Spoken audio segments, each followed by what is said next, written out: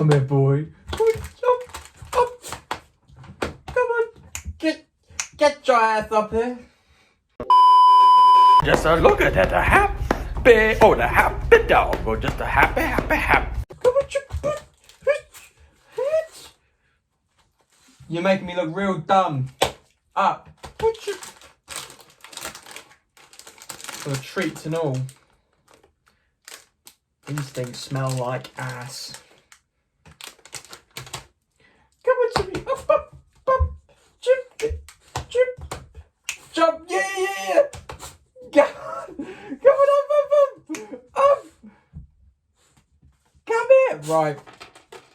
Gonna have to do some heavy lifting. Oh, come here, Mr. Wozy. Come on. Up on the seat. Come on.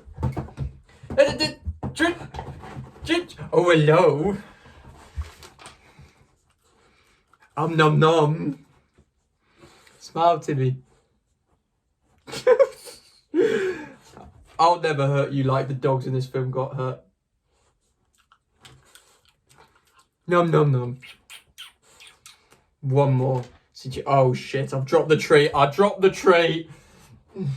Jesus. All this just because the film's about dogs. I mean, Jesus Christ. You knocked the treat out of my hand, little... Dad? He knocked the treat again? Right, you can f*** off out of my studio now. Stop just sniffing around, get out of my way! Right, vámonos.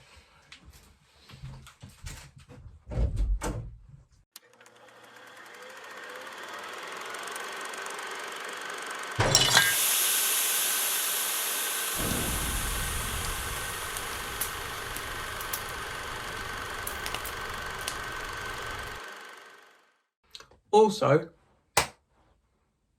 new studio.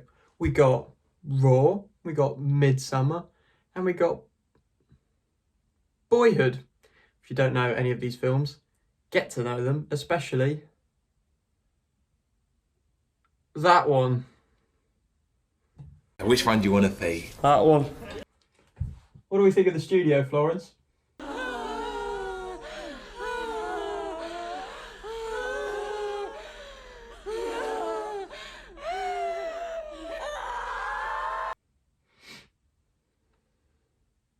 Alright then. Amores Perros translates to Love is a Bitch and is the feature-length debut of the now widely successful director Alejandro Iñárritu. He's a small-time director, you might have heard of him. 4-time Oscar-winning director of films such as Birdman and The Revenant, so he knows his way around a camera. The film was released in 2000 and follows 3 separate stories in Mexico City. These 3 stories are connected by a car crash, which we see in the film's opening. The 3 stories are a young man who gets involved in dogfighting, an aspiring model who is having an affair, and a homeless man who has a mysterious past. The film's title not only refers to the theme of love, which is in all 3 of these stories, but also dogs feature heavily in all 3 stories. The film was nominated for Best Foreign Film the year it was released, but lost out on the Oscar to Crouching Tiger, Hidden Dragon.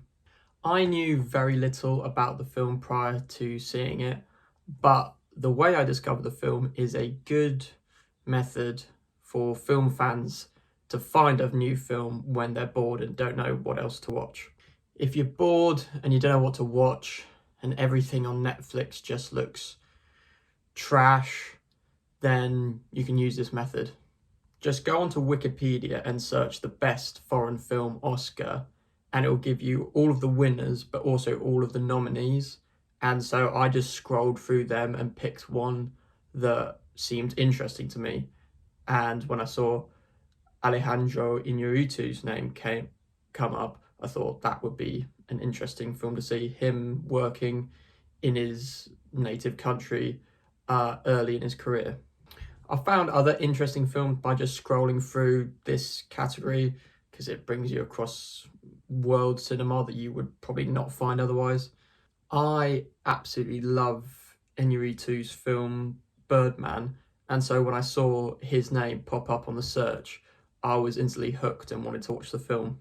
And while I really respected the technical filmmaking on show here, the story and the message that the film makes didn't really work for me, unfortunately. To start off with the positives, the film looks stunning.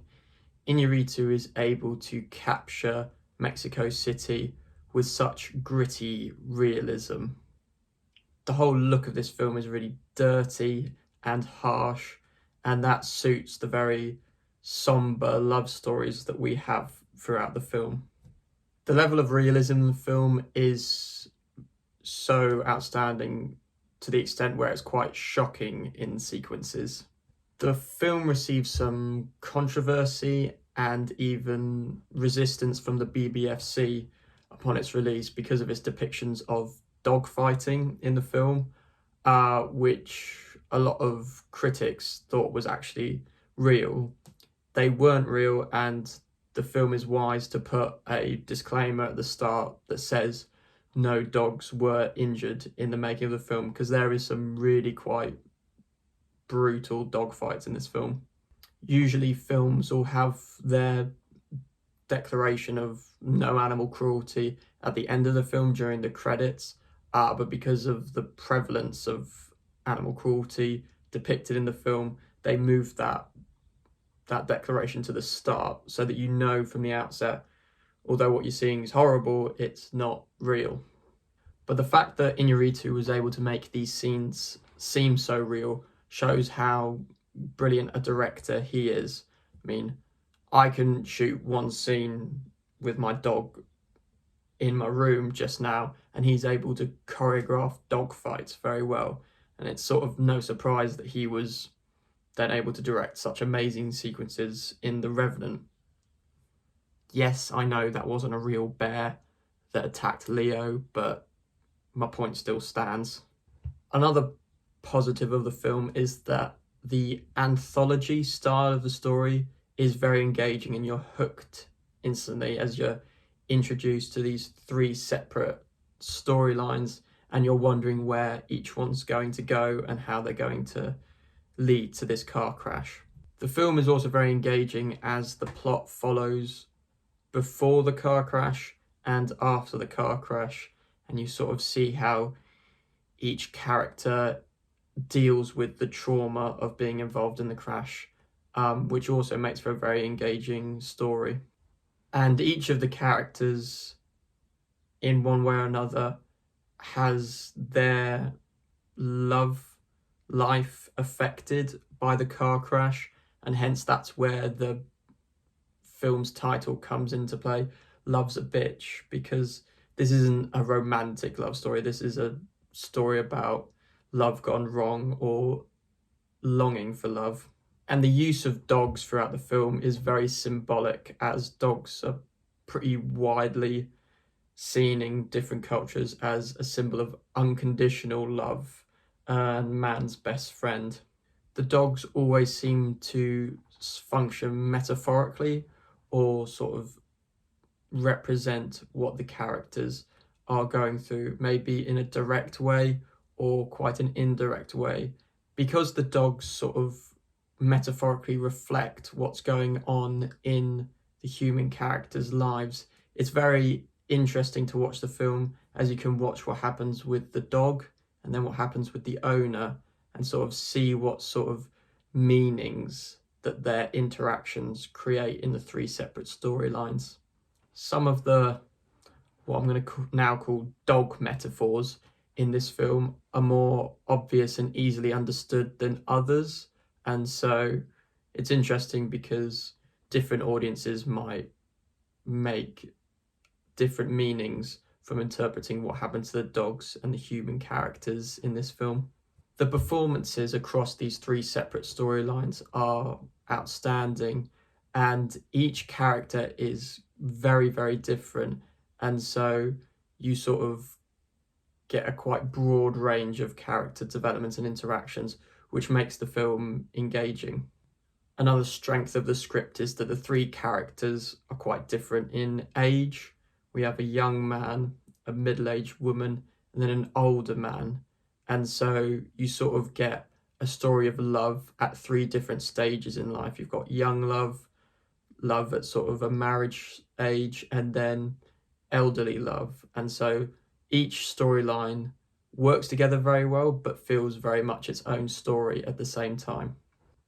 Each storyline has a lot of tension throughout, and often this tension is created from very thrilling violent sequences.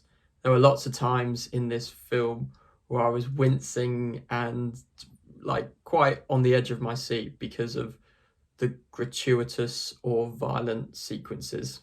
However, when I got to the end of the film, I sort of felt a bit unfulfilled by the experience, and I wasn't quite sure why initially. It is a very hard-hitting and bleak film, but a lot of really great films and some of my favourites are very depressing and bleak. And so I was quite puzzled why I didn't really enjoy watching the film hugely and wasn't fulfilled by the ending of the film. And then I sort of realised that I didn't necessarily empathise with the three central characters in the film. This may make me sound like a bit of a sociopath, but hang on. I'm not listening to you. You're crazy. The film features three characters who have dysfunctional relationships or who can't cope or struggle with being loved. And so in each of the three storylines, we see these characters try and fix their relationships or themselves and try and improve their ability to be loved in different ways. But although you're watching each character try and fix themselves or improve the relationships in their life, I found each character to be quite immoral and very flawed, and so I didn't empathize with them because I morally disagreed with a lot of the stuff they did in the film and a lot of their characteristics. And so while I'm watching these characters have relationship issues, I felt slightly detached because a lot of these characters have dysfunctional relationships because of their own actions or because of their own personal flaws, in my opinion. And so I was sort of like, you're the one who's ruined your relationship, or you're the one creating these problems which result in you struggling with love. It's hard for me to then empathize with you when you're trying to mend something that you've broken yourself. And so I felt a bit detached when I saw these characters struggle with love and try and fix their relationships, because these characters had destroyed their relationships through their own actions. And so therefore, because morally I hadn't agreed with how they had acted in the film, I found it hard to root for them when they tried to mend their relationships. Granted, this is a very odd complaint to have about a film, as a lot of great films have characters in them which are really unlikable, yet you can still enjoy those films. So it is an odd complaint to have about a film. But I guess it just comes down to taste, and certain characters, although being immoral, you can enjoy watching their actions. Whereas in this case, I just couldn't empathize with the characters as they kept making bad decisions throughout the film. My complaint about this film reminded me of Mark Commode's review of The Wolf of Wall Street. Mark Commode didn't like the character of Jordan Belfort, played by Leonardo DiCaprio, and because he didn't like the character, he didn't have the patience for watching a 3-hour film where you just see this immoral man act abhorrently and scam people and do various things. And so because Mark Commode didn't like the character, he didn't care for all the bad decisions and destruction he caused throughout the film. And he posed a very interesting question in that review. which was, can you be dramatically interested in a character that you don't like? But, you know, hey, whatever, you know, you can't judge other people. From my point of view, I saw it twice, and both times round, I absolutely hated that central character. The question then is can you be dramatically interested in a character that you just hate? And I think this is where the film falls down. And I feel that way about this film. So I was interested to a certain extent with the film due to the really good script, the interesting anthology story, and the really outstanding direction. But at a certain point, I became disengaged with each story in this anthology when I realised I didn't agree with the characters' worldview and morality. I'm aware this might make me seem really cold, and I understand the story is trying to make a message of love being very difficult and love being messy and love causing you to do things that you wouldn't normally do. And that's a respectable message and theme of a film, but just how it was conveyed through these three specific characters didn't quite work for me. Put plainly, why should I care about these characters' struggle with love if I feel it's of their own making that they can't have love? This is a widely celebrated film. It's Oscar nominated. It's part of the Criterion collection, and it launched the career of a really remarkable director and one who I admire. And I do marvel at the film for its direction and storytelling, but emotionally, I didn't find it very rewarding.